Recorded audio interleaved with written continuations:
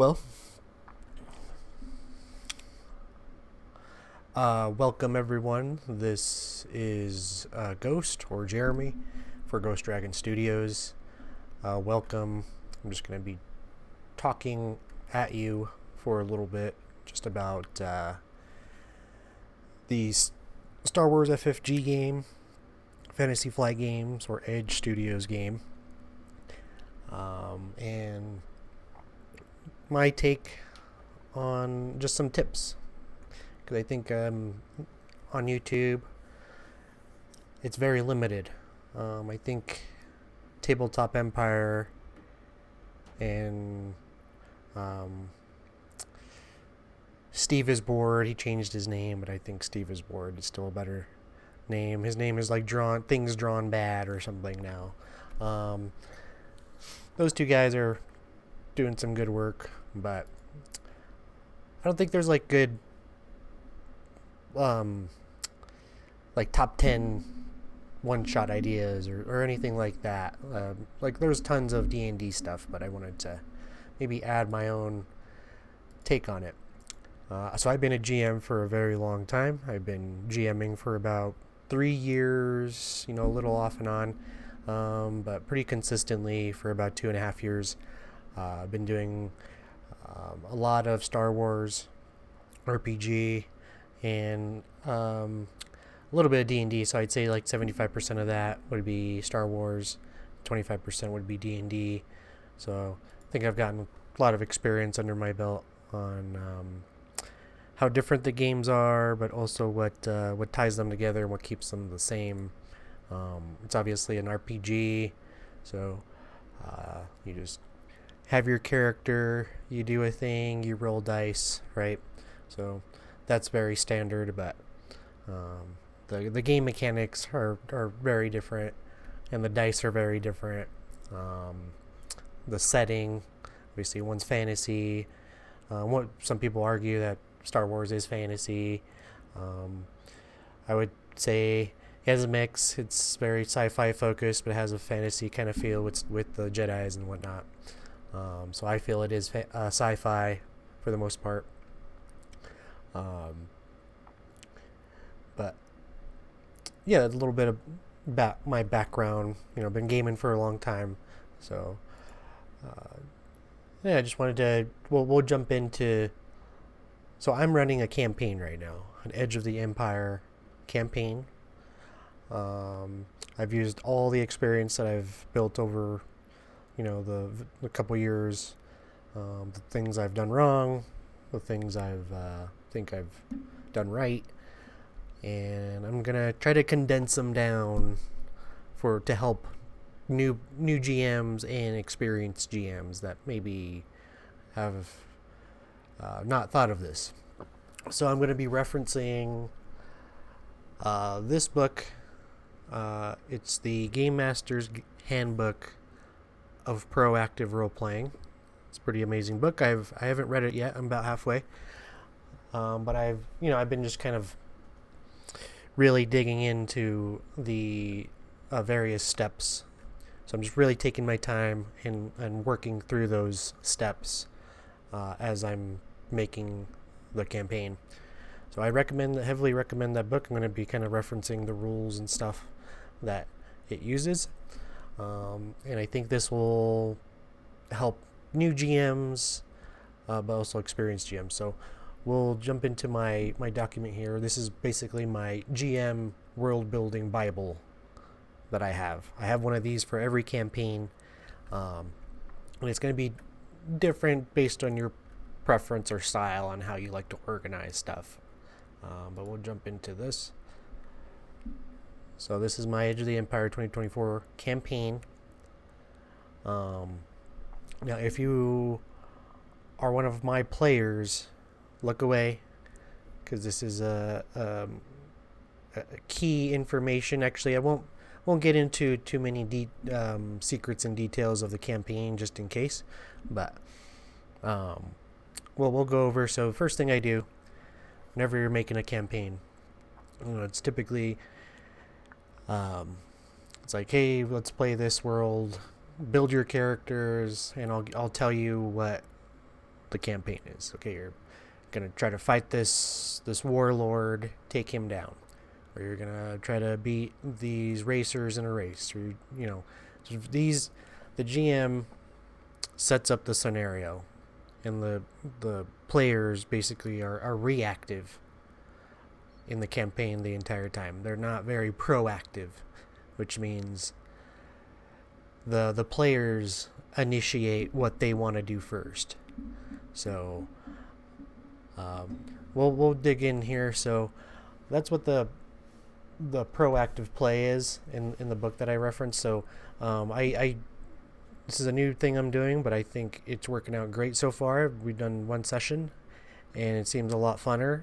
I feel like they have a lot better direction. I can pull from their goals on kind of how I want the campaign to go. But we'll jump into the players. So I have 5 players right now. There's Captain. He's a Gand male. Doesn't have a name right now because I guess Gans have to earn their name. So his name is Gand. His obligation value. This is the most interesting part. He has his short, mid, and long-term goals. So it usually starts with the long-term goal. And just like with people in real life, you're usually working towards a goal, even though it's very vague. Some people have a very clear goal in their life, like, hey, I want to do this, this, and this by this time in like 10 years. Very similar to character creation. So think about your characters and what their goals would be. So for Captain, he's a hired gun enforcer. So his long-term goal is establish a reputation as most competent and feared combatant. So he's trying to build a very legendary reputation for himself. And he also has a midterm goal to find and kill the traitor who betrayed his gang family, which led to their deaths. Find better equipment and improve equipment. Acquire and strengthen allies. Learn better fighting techniques. Defeat well-known and stronger foes. So, a lot of good story hooks just from that. I can, this traitor that he talks about, I can build that into the campaign. Acquire and strengthen allies. So you're trying to build up an organization. Somewhat short-term goals: earn money, befriend a black market dealer. So there's another quest kind of hook that I can do is, he has to try to find a reputable contact in the black market, which is not easy.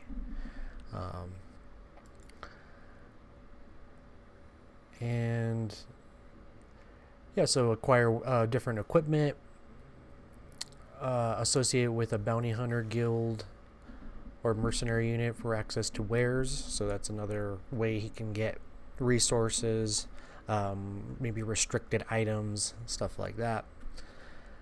So that works really well for another story hook. And Drekken, he's a technician mechanic, so loves to tinker. Long-term goal: create or join an organization that has the power and influence to allow me to find and kill Brif Tien, a grand criminal that killed my family. So it's very specific. It's like a locked-in goal. There's a way to fail, which is important. And it has to be fun. So it's a very clear goal. And that just makes it easier for me as the game master if you tell your players to not make goals very vague. You want to tell them to make them very specific to either their career or specialization or their background that they created or their obligation. There's lots of ways that they can tie their goals into their background and flesh out those goals. And as the GM, kind of help them out, give them ideas on what a goal could be. So a technician mechanic, it's very clear. If he likes to tinker, he wants to build stuff, it's like, okay, we'll have a long-term goal of building something. And that's what this player did. So he worked towards creating a customized ship that is very powerful. That's an awesome goal for like a technician mechanic, and that's going to take some time. So I'd say, yeah, that is like a midterm goal. Um, might even be a long-term goal because they already have a ship. Uh,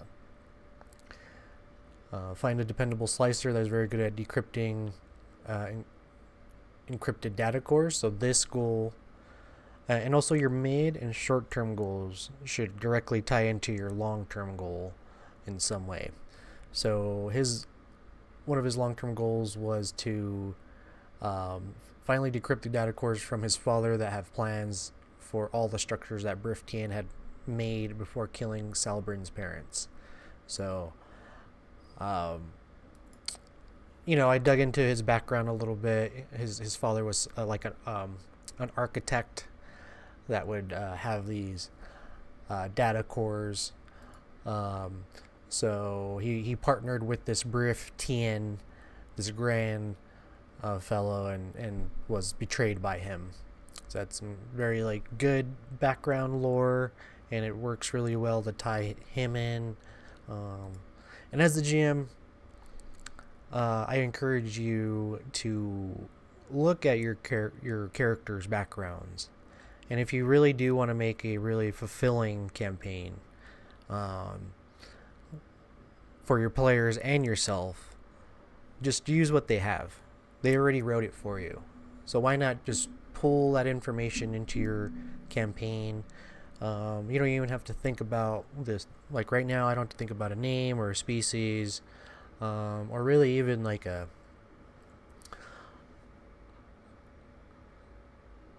not a reason. He already gave me the reason of data cores, that killed his parents. All these little rich details that he already provided to me. Why not just use them? And find the guy that created the encryption protocol for my father. So that was kind of an idea I gave to him. So, if it's encrypted, maybe it has a special, unique encryption protocol. Since these structure blueprints are so valuable, and become the best mechanic. So. And gain access to an advanced workshop, establish a personal shipyard, or add it to the organization's building, get tools, equipment. So all these are just short-term goals that he'll acquire through like completing missions for the organization they work for. And also the shipyard is going to take a little more time, but you see where I'm going. So I already know what he wants as reward, so I don't have to think about like, oh, what should I give this person. He already has it listed for me. And then Loops, he's another player. His character is Zek Mora. He's a Duros male smuggler scoundrel. So you would think from being like a good pilot that you'd want to maybe do some races, maybe want to do like have the fastest parsec time, be one of the best smugglers, right? Well, he doesn't not really interested in that. So long-term goal was use the accumulated network knowledge and funds to smuggle goods to rebel cells in the galaxy, to accumulate wealth, to provide supplies for cheap to a weak world in need in the Outer Rim. So that another tip is your characters' goals should work well with each other. They should kind of tie in well together, and your players should know that they should be working together to collaborate so their goals can tie in well with each other. It's kind of like I described it to my characters session 0. If you've seen Loki, great show. I highly recommend it. It's not a very typical superhero show, so that's all I'm going to say. I'm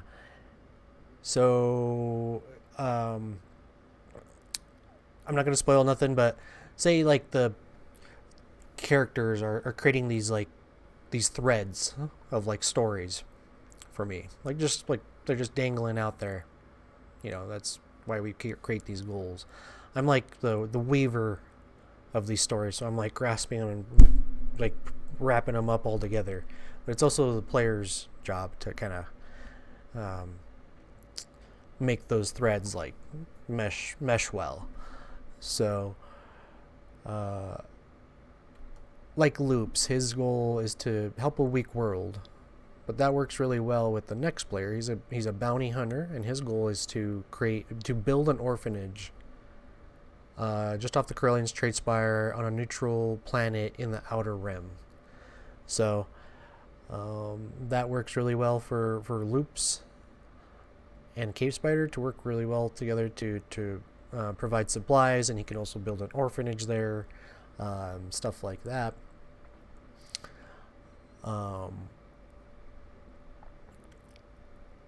But we'll go back to Loops. So his develop trade, knowledge network, better equipment, a better ship.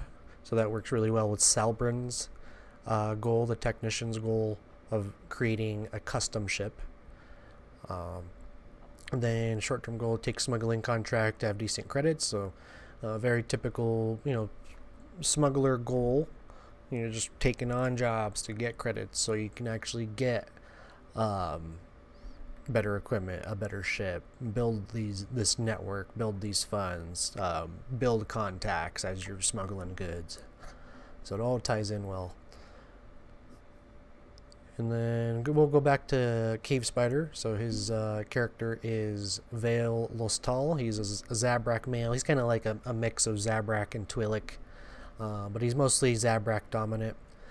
His genes, we kind of talked about it. Basically his long-term goal wants to gather everything he can to build an orphanage just off the Corellian trade spire on a neutral planet in the Outer Rim. Like I said, works well with the other players. Midterm goal, gather supplies and information on Outer Rim planets to see if they're safe for the orphanage. So along the way, he's going to have to gather information and reliable contacts, some very reputable contacts that gives them trustworthy information for this orphanage. And short-term goal, look for next contract or target. And midterm goals, so I guess these were tied into his midterm goals. Actually, I gotta change this up a little bit. Capture a high value bounty, gather trophies. I think this would be, and then as the GM, you can always think about stuff like this. So this is probably another short-term goal that he has. So this is what I'll do.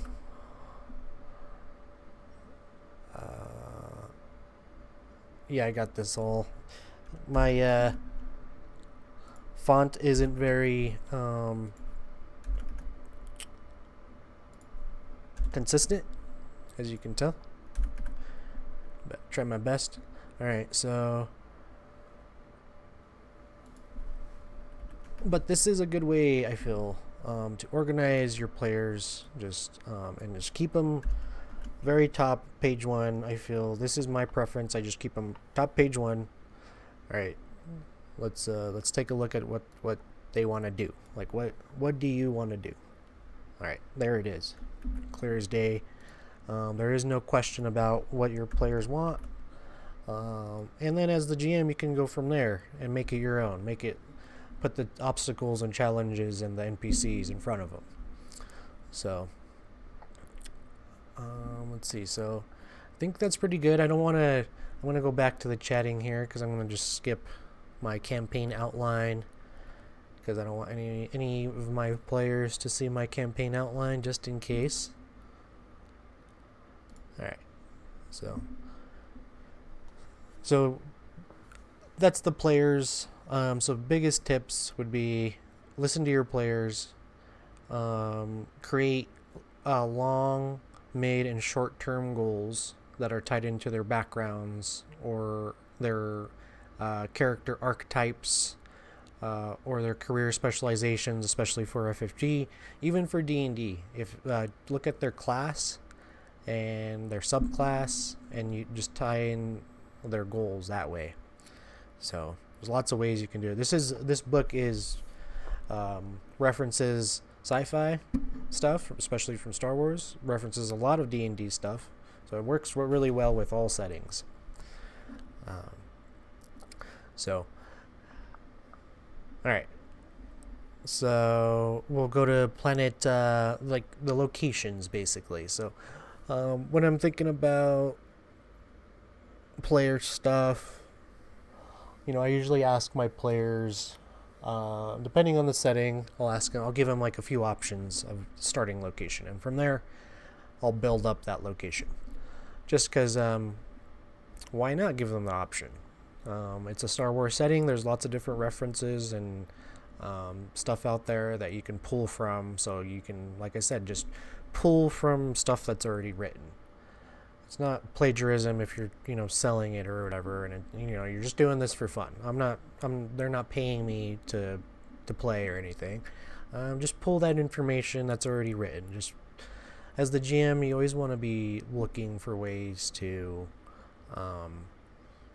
reduce the amount of time you spend on prep, right?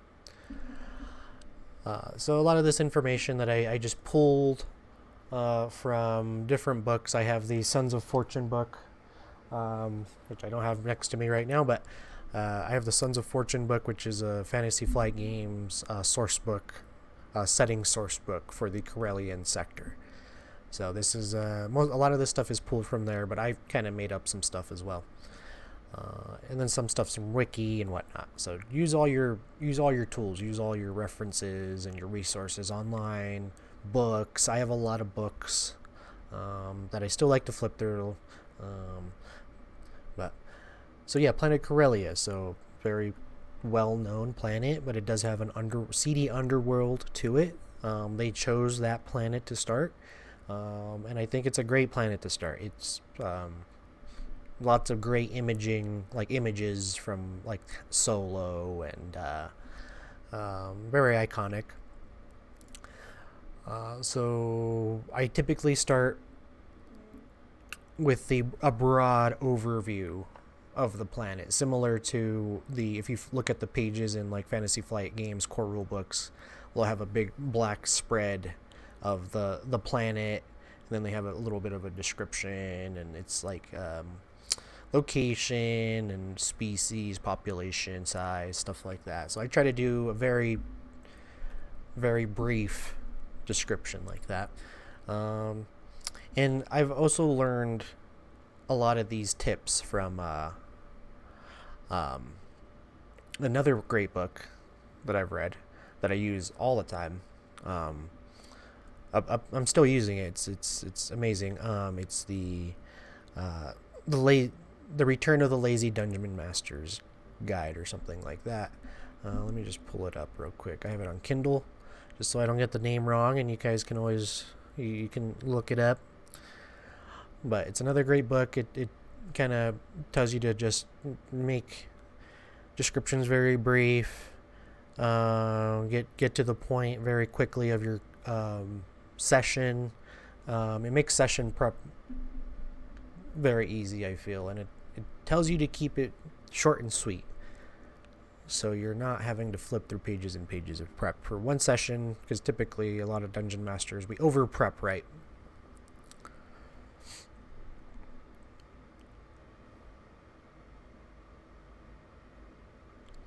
Alright, it's taking a while. Anyways, we'll get back to this. So yeah, large, heavily populated, temperate with rolling hills, soaring mountains, grassy plains, vast tempestuous seas, known for its lovely beaches, attractive people, and prowess in shipbuilding and handling. So very brief. That's the entire planet description. You can go into paragraphs and paragraphs of describing every little detail of the beaches and the mountains and the this and that, but we're not really looking for all that, right? We're just looking for a very brief description of the overall planet. This is what you'll tell the players too. You won't have to go into every detail of the planet. It's just kind of like if you're on a very high mountain.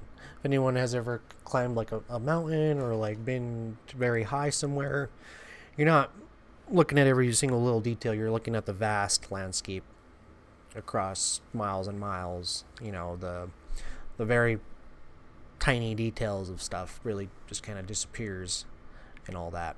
So, anyways, the book is called Sly Flourish's Return of the Lazy Dungeon Master. So that is a really awesome book. I highly recommend it. But this is I kind of took a lot of lessons from him, and this is how I create my locations now. It's Coronet City, very vast. You can go into pages and pages of how the city's built and whatnot, but I just keep it very brief. The hugely densely populated modern metropolis, capital city of Karelia.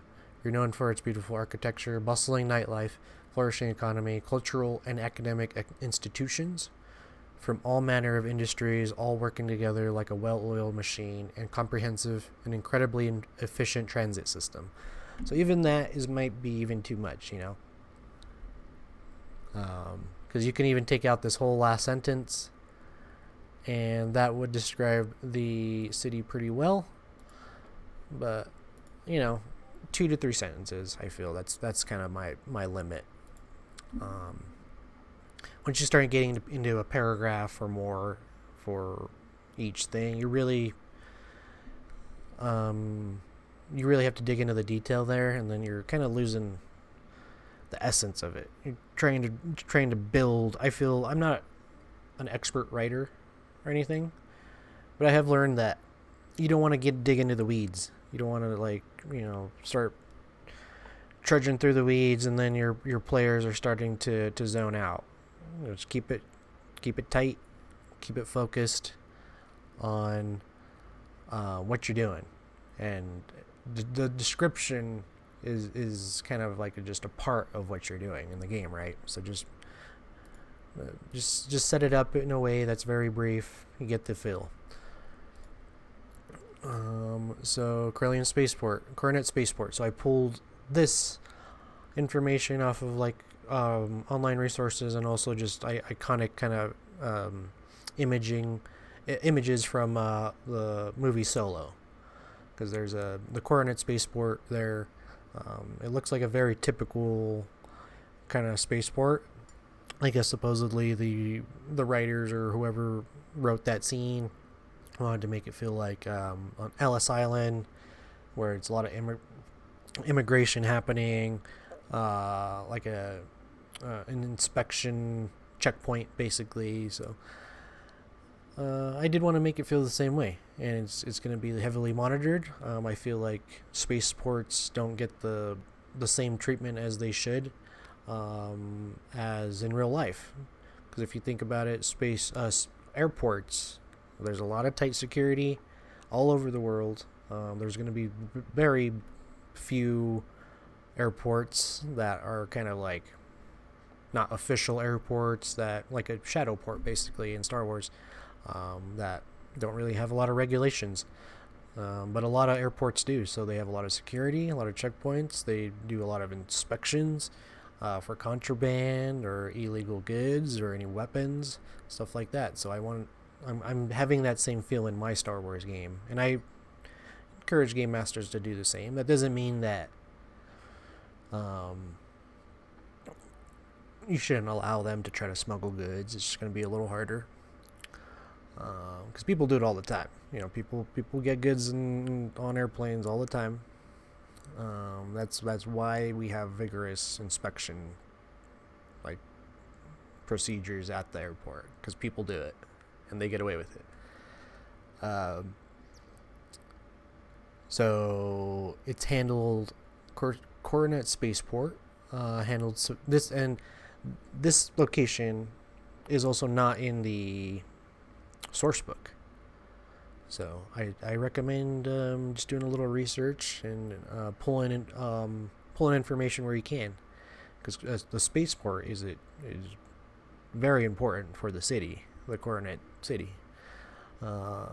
Handled civilian, commercial, and military traffic in and out of Coronet City. So if you think about that, handled all civilian, commercial, and military traffic. What does that mean? Any immigration, any civilians transporting goods, commercial goods, businesses transporting goods, and then military traffic. That's like the police force as well as the Imperial military force. So there's a lot of people moving in and out of this spaceport. Mostly staffed by Corpsec, which is the independent police force, not associated with the Empire, but they do monitor all activity, the Imperial officers and stormtroopers. So they're overseen and by Imperials. The largest immigrant inspection and processing station in Corellia sector, processes hundreds of thousands of immigrants daily at the starport under Imperial law. So this is directly mixed with the Ellis Island kind of procedures and like kind of the wiki description, and tried to make it kind of the Star Wars version, right? And I think it works really well. So I won't get into every little location, but you can see my point. Very brief descriptions gives you an idea what like the feel of that specific location. So Casper Starship Modification Emporium. So and then this the blue sector. This is where the story begins. The main district of the city. So it's the seediest, shabbiest, most crime-ridden part of Coronet City. Huge area of countless cantinas, tap cafes, tattoo parlors, rundown hotels, houses of ill repute, crooked casinos, and all other manner of disreputable enterprises. Corpsec gave up control of the handful of swoop gangs who now act as the de facto government. A popular location to visit the Treasure Ship Row and the scrapyard, the pit. So, I try not to add in like the pit. I kind of took out some of the stuff for my players just because I don't necessarily want them going there, But this is a very clear description. So it's like the swoop gangs control this area. So that means that the Empire doesn't really care. The Corpsec doesn't really care about this district of the city. So this is a great like underworld hive that the players start in.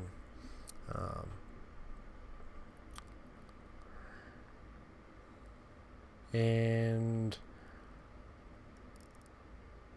we'll obviously can see I built these locations are pulled from the source book, and some locations I built. So Central Business District, CEC headquarters. You can see where kind of stuff is going, but I'm not necessarily using all these locations, right? So I don't want to go into a lot of detail about every single location and the floors and the NPCs and this and that, because I may not use these, right? So I just keep them very brief. And if I feel like I want to pull from these in the future, like, oh, they're going to the CEC headquarters for some type of deal, then okay, I could pull this, and then I can flesh out, okay, this is the CEC executive office. I can start, adding in individual locations for that location. But not really worried about that right now. So I'll get into, I think this is, we'll get into this stuff a little bit, I think. So we'll just do a little recap. So from this, the tips from this would be, your location should be kind of brief and on point. On places that your players are gonna visit.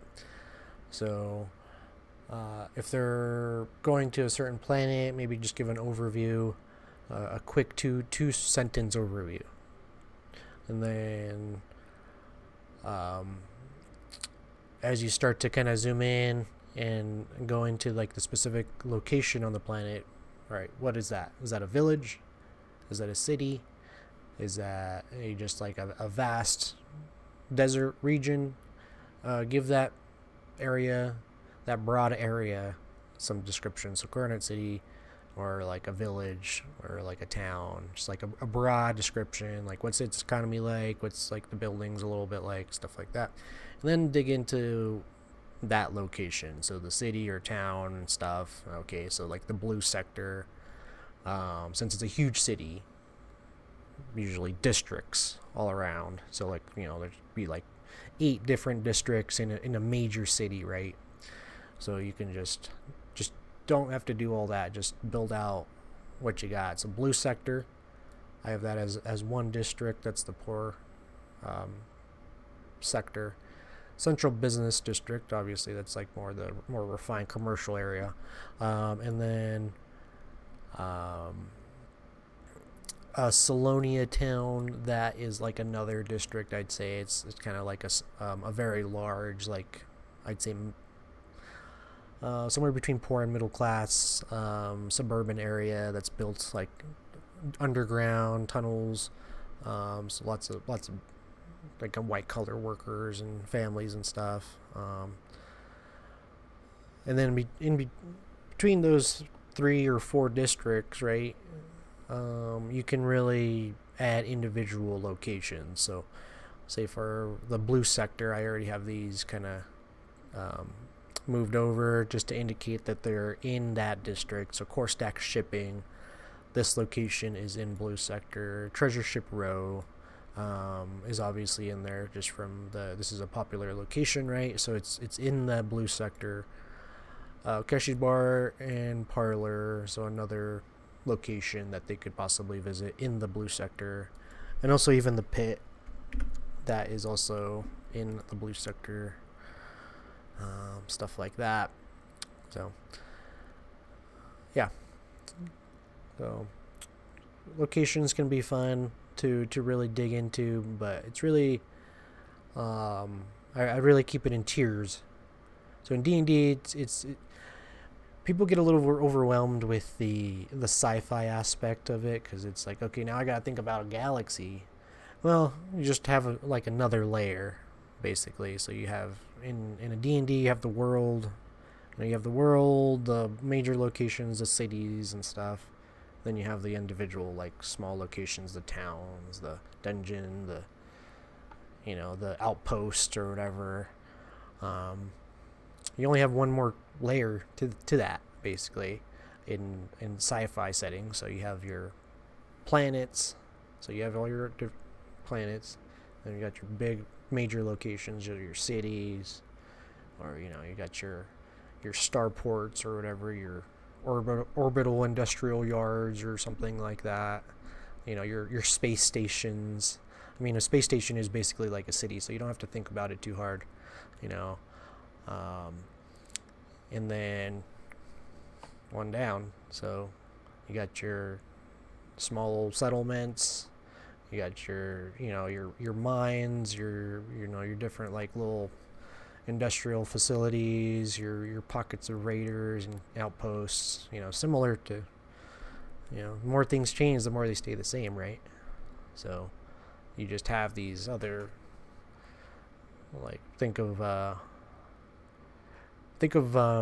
basically like planets are like is like another continent. So D&D doesn't really move to different continents because it's a lot of work. Just similar to sci-fi. So like, but you don't have to make it a lot of work. Just a very brief two sentences. This is the planet. All right, done. All right, so we'll move to factions. So this is really important, I feel. This is gonna key for me for really like making the world feel alive and making it feel like I don't have to always like think of like the new adventure, in the campaign. I kind of have already a lot of different factions that I can pull from and use to create obstacles and challenges for the players. So government factions, so since it's an Edge of the Empire campaign, they're not going to be really dealing with the Galactic Empire unless they really piss them off somehow. But they'll be more dealing with local police forces, planetary forces. So head executive of Corellia, or Dictat, he's called. That's the corporate in political face, corporate puppet. So he's governed by Corellia, self-governed. They have Corsac and the private military that they run. So that's the head government, and they try to stay very independent of imperial control. Um, and Corellian Port Authority. So if you think about it, Corellian has their port authority that is kind of independent of Corsac and also the Empire. So they're doing a lot of the heavy lifting of like keeping the port safe and whatnot. And then Corsac, they're the police force. So they handle a lot of the security on the port. They do the main policing in the Coronet City and the planet and the surrounding sector. So you can see where that's going. So it's kind of different tiers of factions there that they're ruling, because and then we'll get into a little bit of the labor factions. I feel, we won't go into too far because these are still homebrewed, and I guess I'll give you a little peek here. So Strong Jacks is kind of like a homebrew faction that I made, but so this is the labor faction. So there's 4 different faction types. So there's the government faction, which is really easy. It shouldn't be a problem for most people. So there's usually the overarching like military or federal government, right? So there's like the federal, or like the imperial galactic empire, you can call it, that we're playing with, right? And then there's the local state government, or the planetary government, which is the Corellian head executive of Corellia, or Diktat, that it's called. So those two, and then there's the ones they control. So it's like the Corsac, this Corellian security forces. So they, basically are the enforcers. They're the police forces for Diktat and the Corellian Port Authority. So they obviously are assisted by Corsac. And then you could do that for any D&D faction. So you just think of like an overarching federal government, so whatever that government is, or the actual it's usually like a monarchy or some type of oligarchy, right? So like the king's men or whatever, right? It's like the kingdom, like whatever your kingdom is. And then break it down, you head down to the state government, which is like usually a local duke or baron or something like that, I believe. And then go down, you have their local enforcers, which is their knights or their soldiers or their pikemen and archers and this and that, right? So they're the ones that do the enforcing. So and so labor faction. So we'll dig into this a little bit. So there's government faction, labor faction, and there's criminal faction, academic factions, and religious factions. So 5 factions total, faction types, and I would recommend just making 3 for each. You can do 1 for the religious faction if you have just one overarching religious faction for your world. Very much like how Christianity kind of took over a lot of like smaller religious kind of factions and stuff like that. So that just pull off a real world history too. Like use Christianity was extremely popular for a long time, and so think about that stuff. But I'd say 3 for the others at least. The academic stuff. So if it's a small village, probably no academics, or maybe a small group of like scholars or something. So you don't really have to even make them a faction. If there is no academic faction in a barbarian outpost, then there's no academic faction, which would make sense.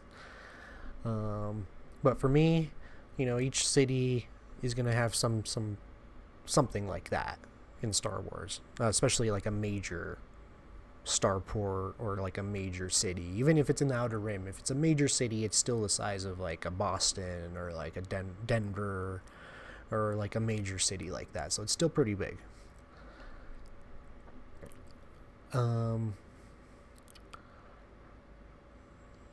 so real quick, so we'll labor factions for Corellia, right? So this is really easy. I just pulled off a wiki and stuff. So Corellian Engineering Corporation, the biggest mega corporation, right? They're the ones that actually are constructing the Star Destroyer. So they have a lot of power, a lot of money behind them. Quate Drive Yards Corporation, these are direct competitors to Corellian Engineering Corporation. So I felt like there would be not in Corellia, but it's in Quate. But they are their rivals, so I thought it was kind of cool to just pull a labor faction in. I should actually just flesh out Quate because I'm trying to do planets and then the factions below their locations to keep it consistent and kind of keep it organized. But so these guys are not in Corellia; they're in Quate, but they are the direct competitors with Corellian Engineering Corporation, or CEC as they're known. And then Strong Jacks Union. So this is a homebrew union or faction. So I felt in Corellia there is usually a highly skilled team of technicians, builders, and workers, right, that are constructing these massive buildings. So they're essential workers because they not only build the buildings, they maintain and repair them.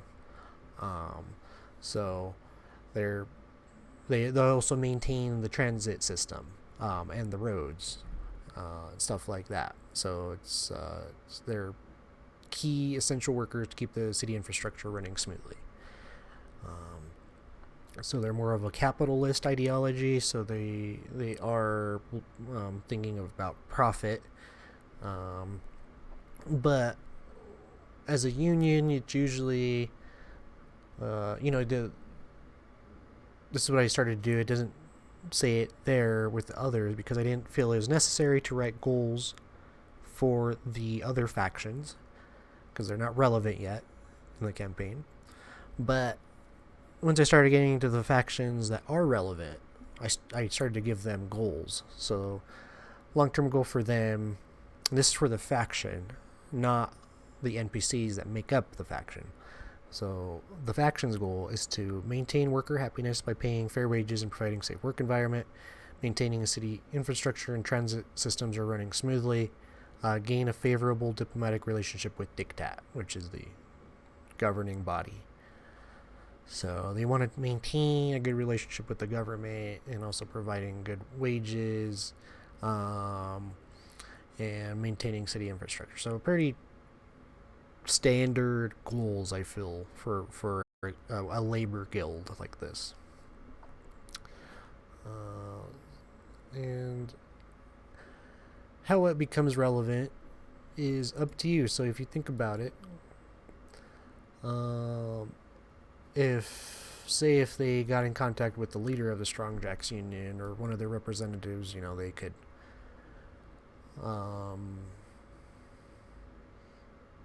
I think if they were pulling a heist, say if your players were pulling off a heist, and say if they needed to use the underground like subway transit system as like a getaway, they could potentially ask the Strong Jacks to create a maintenance emergency down there at that certain time, or say there's like repairs happening for the next 2 days, so they have that access point. But they want something in return. So it's like, all right, well, we want you guys, this is going to cost us because we do want city infrastructure and transit systems to run smoothly. So you guys are messing with our goals here. We want you to negotiate a favorable deal with Diktat for us. And that's kind of like a whole nother, like, oh, how are we going to do that? Well, we'll figure it out. That's your player's job now. but obviously you'll help them along the way. But you know what I mean. This kind of creates a little bit of an obstacle and like a quest goal for them, or like a mission. So let me switch back here, see if I could show anything else to any of you. So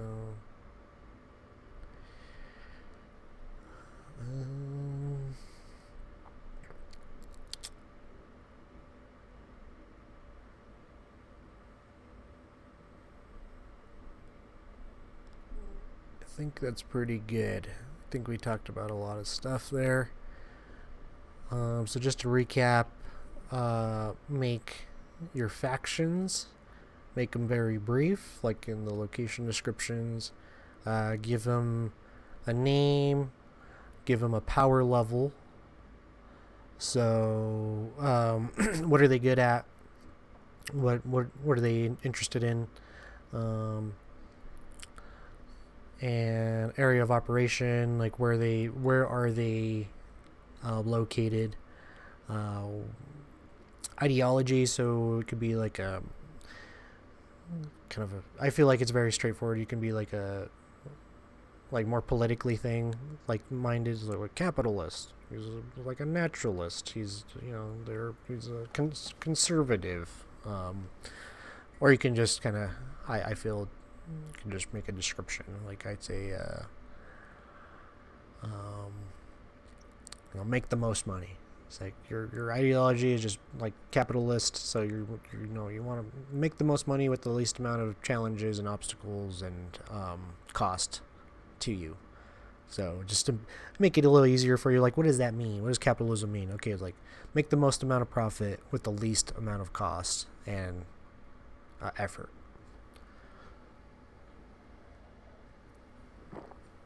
That's it.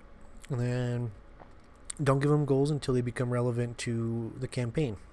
So if there's a gang that your players are fighting against, figure out that faction's goals, because they're directly in conflict with those players. But why are they? Is their goal like let's gather resources and let's take over this territory and let's take over this facility? Well, the players' goals are defend the facility, defend the resources. So their goals are in direct conflict. I haven't gotten into the book a little more, the proactive roleplay. I'm going to read the rest of it over the couple weeks, but I think those were some great tips for new and experienced GMs. So I'm just going to do a quick recap on what I talked about. So know your players, know their goals, ask them what they want to do, get them to be proactive in session 0 so you can know what they want to do, and the more specific the goal, the better. And I'll list the rules for proactive fun, which is in the book. I think is a really great tips. So rules for proactive fun: each character should have multiple goals. 2 goals should have varying time frames, short, mid, and long. 3 goals must be achievable. 4 goals must have consequences for failure. 5 goals must be fun to pursue. So, rules for proactive fun. And then for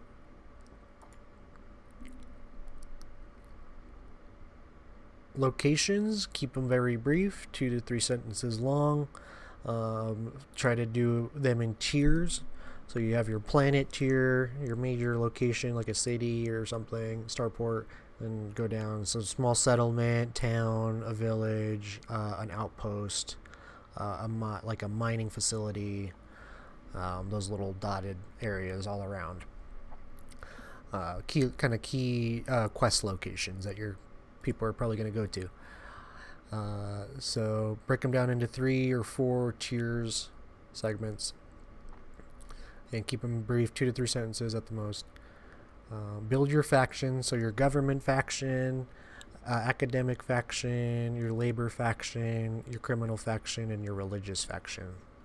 So just create, I would recommend it 3 factions per type.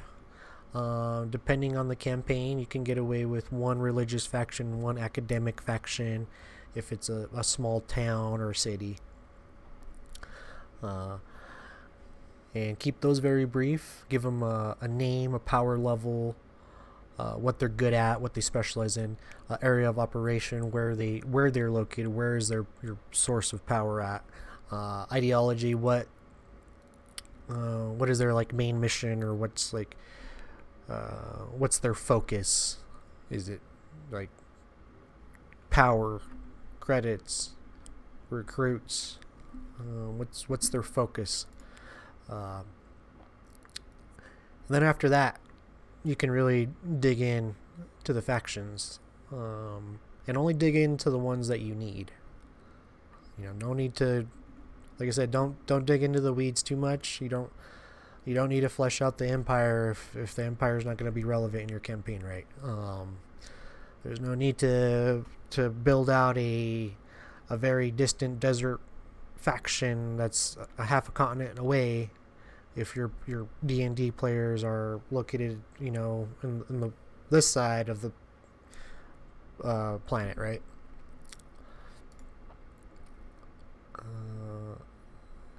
Yeah, and that's about it. Well, I hope these tips help someone. And if you liked the video, please hit that like button. Please subscribe. And if you enjoyed it, just let me know in the comments so I can make more videos. Thanks.